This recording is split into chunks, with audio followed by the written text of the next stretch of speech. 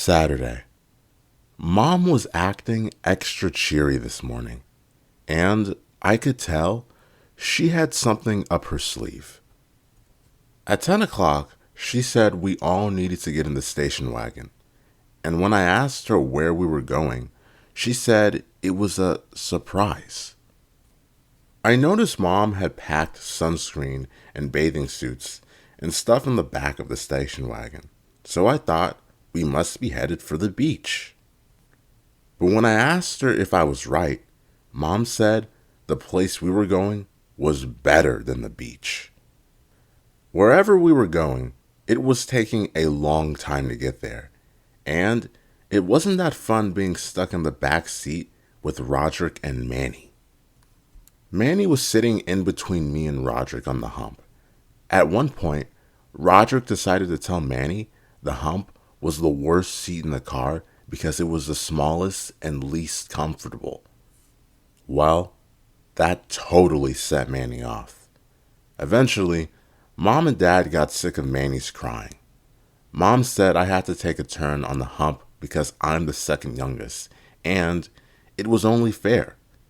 So every time Dad ran over a pothole, my head hit the roof of the car. At about 2 o'clock, I was getting really hungry. So I asked if we could stop for some fast food. Dad wouldn't pull over because he said the people at fast food restaurants are idiots. Well, I know why he thinks that. Every time Dad goes to the fried chicken place over near our house, he tries to place his order through the trash can. I'd like 2 value meals and a bottle of... Hello? Hello? I saw a sign for a pizza place, and I begged Mom and Dad to let us eat there.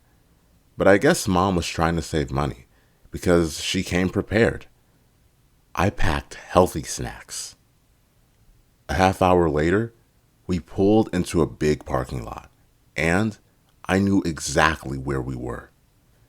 We were at the Slip Slide Water Park, where we used to go as kids. And I mean little kids. It's really a place meant for people Manny's age. Mom must have heard me and Roderick groan in the back seat. She said we were going to have a great day as a family, and it would be the highlight of our summer vacation. I have bad memories of the Slip Slide Water Park. One time, Grandpa took me there, and he left me in the water slide area for practically the whole day. He said he was going to go read his book and he'd meet me there in 3 hours. But I didn't actually go on any slides because of the sign at the entrance. Under 48 inches must be accompanied by an adult. I thought you had to be 48 years old to ride, but it turns out the 2 little lines next to the number meant inches. So I basically wasted my day waiting for Grandpa to come back and get me. And then we had to leave. Roderick has bad memories of the Slip Slide Water Park too. Last year, his band got booked to do a show on the music stage they have near the wave pool. Roderick's band asked the park people to set them up with a smoke machine so they could have some special effects for their show. But somebody screwed up, and they set Roderick's band up with a bubble machine instead. I found out the reason Mom took us to the water park today. It was half price for families. Unfortunately, it looked like just about every family in the state was there too. When we got through the gates, Mom rented a stroller for Manny. I convinced her to spend a little more money and rent a double stroller because I knew it was going to be a long day and I wanted to conserve my energy. Mom parked the stroller near the wave pool, which was so crowded you could barely even see the water. After we put on our sunscreen and found a place to sit, I felt a few raindrops, and then I heard thunder.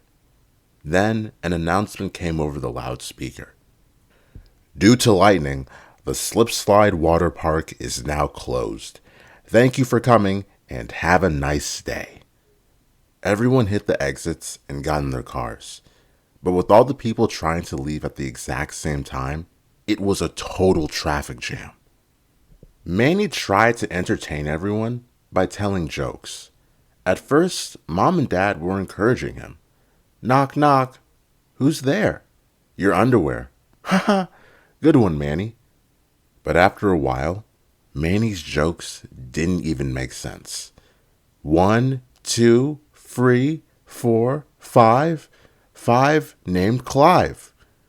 We were low on gas, so we had to turn off the air conditioner and wait for the parking lot to clear up.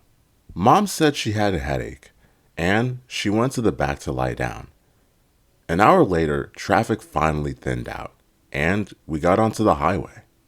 We stopped for gas, and about 45 minutes later, we were home.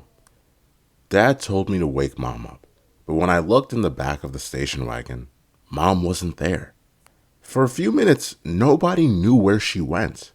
Then, we realized the only place she could be was at the gas station. She must have gotten out to use the bathroom when we stopped, and nobody noticed. Sure enough, that's where she was. We were glad to see her, but I don't think she was too happy to see us. Mom didn't really say anything on the ride back.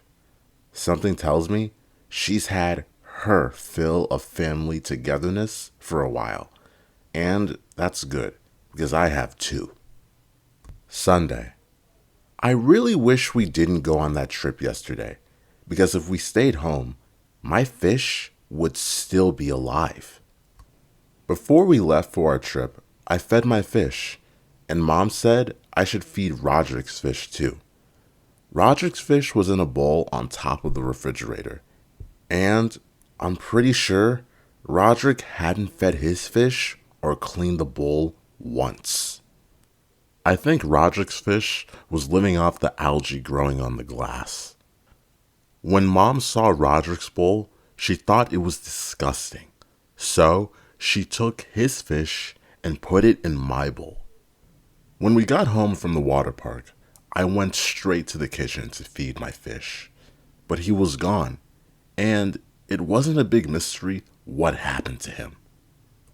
I didn't even have time to feel sad about it, because today was Father's Day, and we all had to get in the car and go up to Grandpa's for brunch. I'll tell you this, if I'm ever a dad, you're not going to see me dressing up in a shirt and tie and going to Leisure Towers on Father's Day. I'm going to go off by myself and have some fun. But Mom said she thought it would be good for the 3 generations of Heffley men to be together. I guess I must have been picking at my food because Dad asked me what was wrong. I told him I was bummed out because my fish died.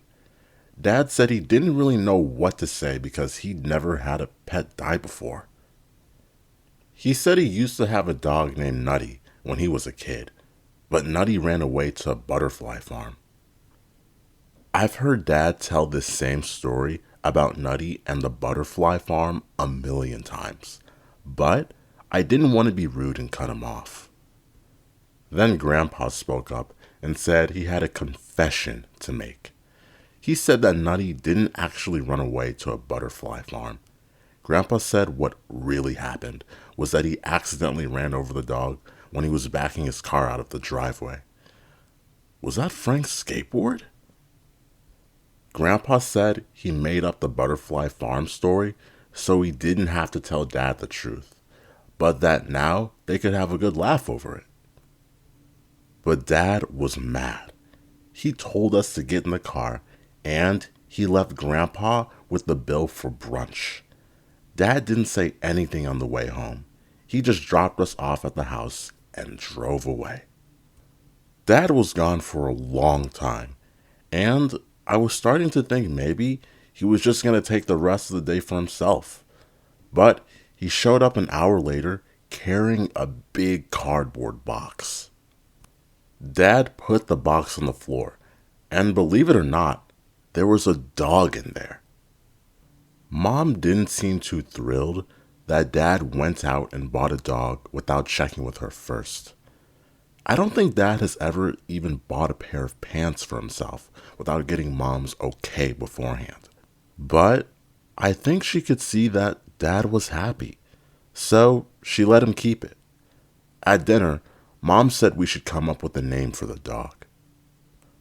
I wanted to name it something cool like Shredder or Ripjaw, but Mom said my ideas were too violent. Manny's ideas were a whole lot worse though.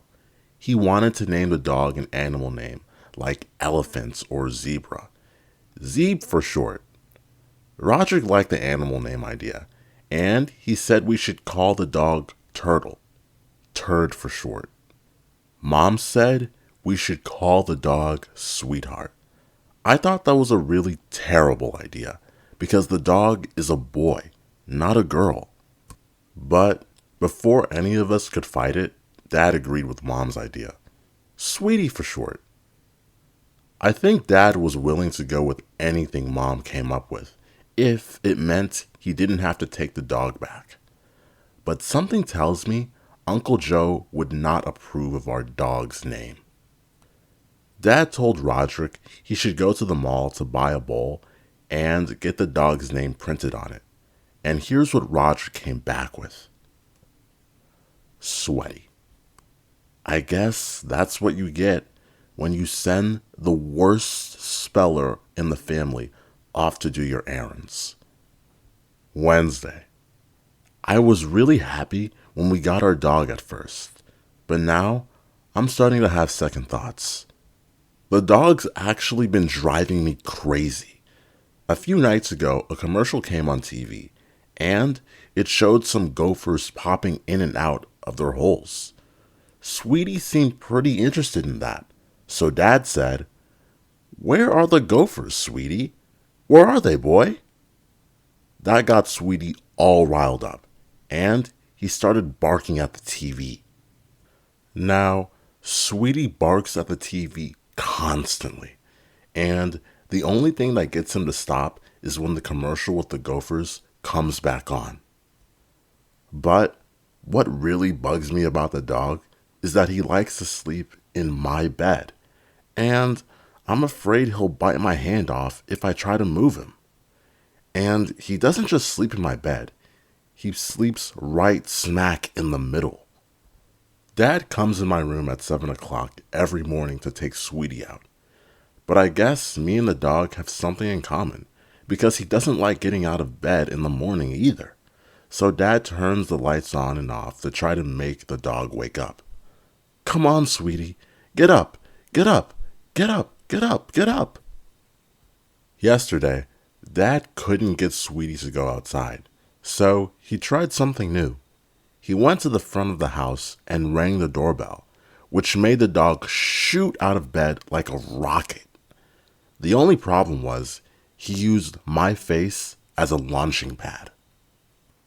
It must have been raining outside this morning, because when Sweetie came back in, he was shivering and soaking wet. Then he tried to get under the covers with me to get warm.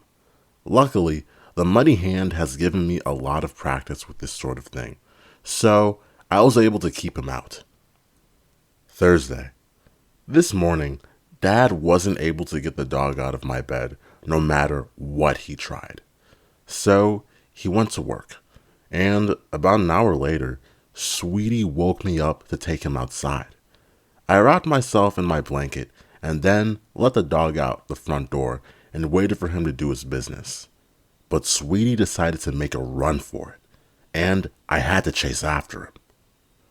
You know, I was actually having a pretty decent summer until Sweetie came along. He's ruining the two things that are the most important to me, television and sleep. And you know how Dad is always getting on my case about lying around all day? Well, Sweetie is twice as bad as me, but Dad's crazy about that dog. I don't think the feeling is mutual though. Dad is always trying to get the dog to give him a kiss on the nose, but Sweetie won't do it. I kind of understand why the dog doesn't like Dad. The only person Sweetie really likes is Mom. even though she barely pays him any attention. And I can tell that's starting to drive Dad a little nuts. Get down, sweetie. I think Sweetie is just more of a ladies' man, so I guess that's something else we have in common. July, Saturday.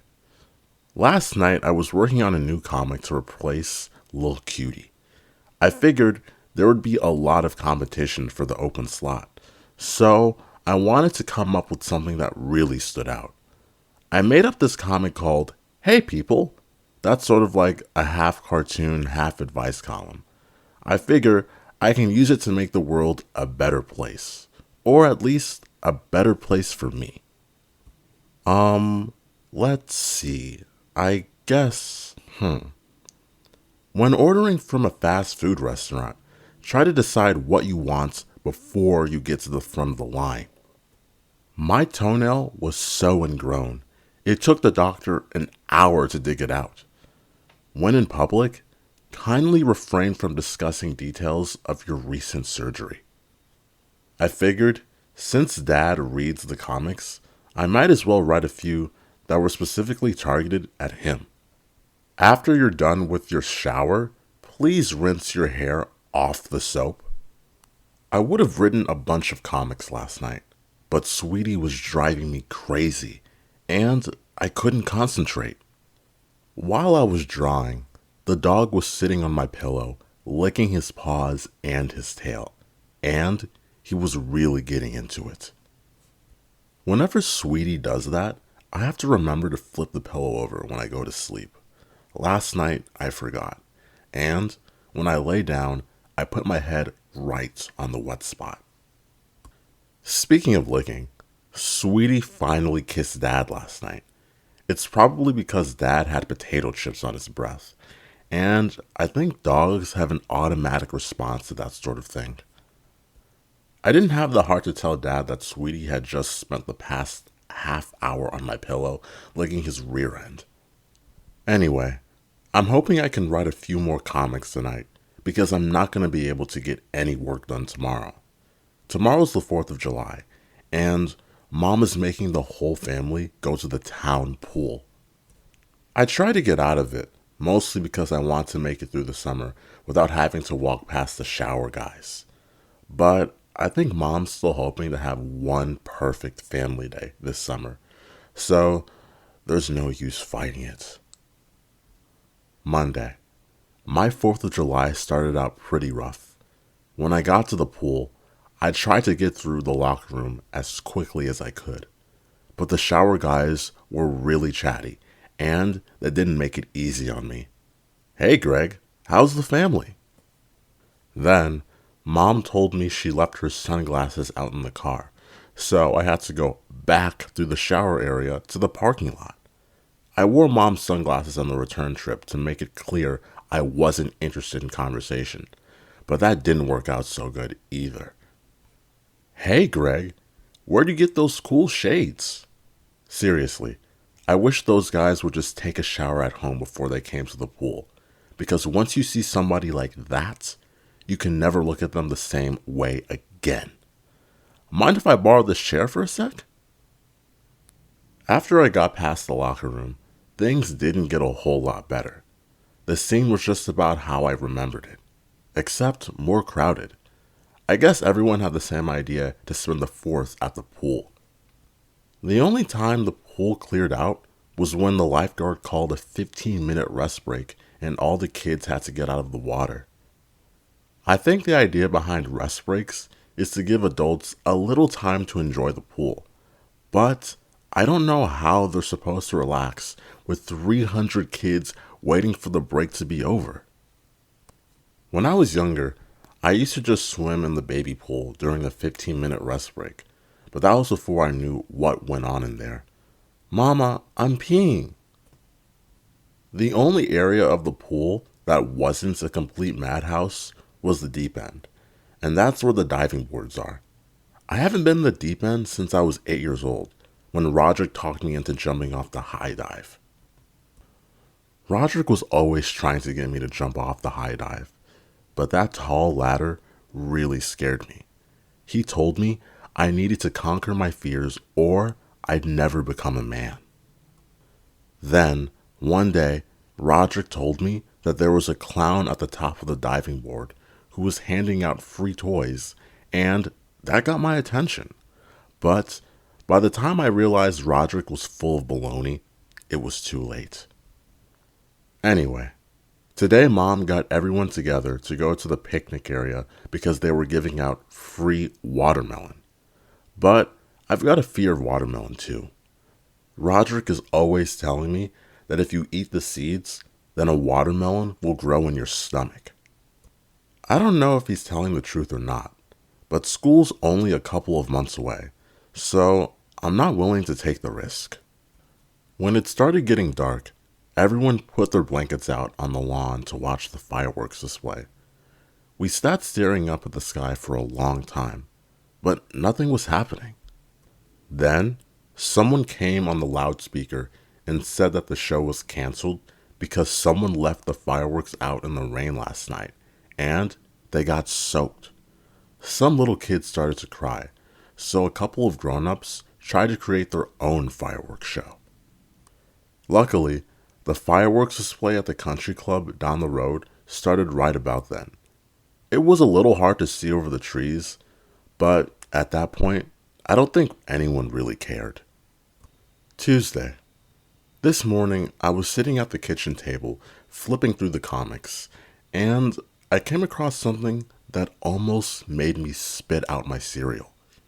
It was a 2-page back-to-school ad, right where any kid could see it. I can't believe it's actually legal to run a back-to-school ad 2 months before school starts. Anyone who would do that kind of thing must really not like kids. I'm sure back-to-school ads are going to start popping up all over the place now. And the next thing you know, Mom is going to be telling me it's time to go clothes shopping. And with Mom, that's an all-day affair. These saddle shoes are on sale. So I asked Mom if Dad could take me clothes shopping instead. And she said yes. I think she saw it as some kind of father-son bonding opportunity. But I told Dad he could just go without me and pick out whatever he wanted. Well, that was a dumb move, because Dad did all of his shopping at the pharmacy. Before I saw that ad, my day was bad enough already. It rained again this morning, so Sweetie tried to get under the covers with me after Dad took him out.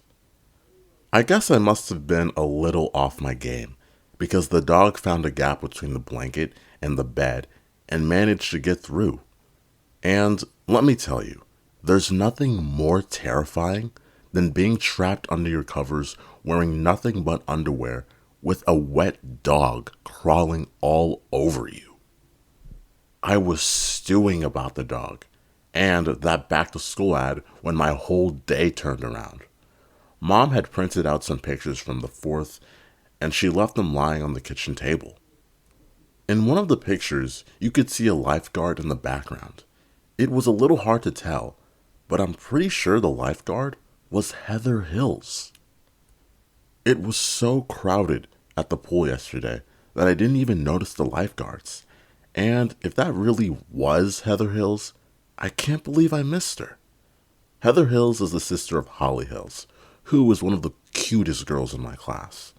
But Heather's in high school, which is a whole different league than middle school. This Heather Hills thing is changing my whole perspective on the town pool. In fact, I'm starting to rethink my whole summer. The dog has ruined all the fun of being at home, and I realize that if I don't do something quick, I won't have anything good to say about my vacation. So starting tomorrow, I'm going to have a whole new attitude, and hopefully by the time I get back to school, I'll have a high school girlfriend too. Wednesday. Mom was really happy I was willing to go to the pool with her and Manny today, and she said she was proud I was finally putting my family in front of video games. I didn't mention Heather Hills to Mom because I don't need her getting in the middle of my love life. When we got there, I wanted to go straight to the pool area and see if Heather was on duty, but then I realized I better be prepared in case she was. So, I made a pit stop in the bathroom and lathered myself in suntan oil. Then, I did a bunch of push ups and sit ups to really make my muscles pop. I was probably in there for about 15 minutes. I was checking myself out in the mirror when I heard someone in a stall clear his throat. Well, that was pretty embarrassing because it meant whoever was in there could see me flexing in front of the mirror the whole time. And if that person was anything like me, he couldn't go to the bathroom until he had complete privacy. I figured the person in the stall couldn't see my face, so at least he didn't know who I was. I was just about to slip out of the bathroom when I heard Mom at the front of the locker room. Greg? Gregory Heffley? Are you still in there? Mom wanted to know what took me so long and why I looked so shiny. But I was already looking past her and scanning the lifeguard stands to see if Heather Hills was on deck. And sure enough, she was. I went right over to her and parked myself underneath her chair. Every once in a while, I'd say something witty, and I think I was definitely impressing her. Does Mrs. Arshaga really think it's a good idea to wear a bikini when she's 8 months pregnant? I'd get Heather a new cup of water whenever it looked like she needed a refill, and every time some kid would do something wrong, I'd speak up so Heather didn't have to. Whenever Heather's shift ended, I'd follow her to her next station. Every fourth time, I'd end up in front of where Mom was sitting. And let me tell you, it's not easy to be smooth when your mother is sitting 5 feet away. Do you want me to get you something from the snack bar, honey bunches? I just hope Heather knows that I would do anything for her. If she wants someone to put suntan lotion on her back or towel her off after she takes a dip in the pool, I'm the man for the job. I basically hung out with Heather until it was time to go. On my way home, I was thinking that if the rest of my vacation goes like today, this will be the best summer ever, just like Mom predicted. In fact, the only thing that can ruin things now is that stupid muddy hand. I'm sure it'll show up at the exact wrong moment and spoil everything.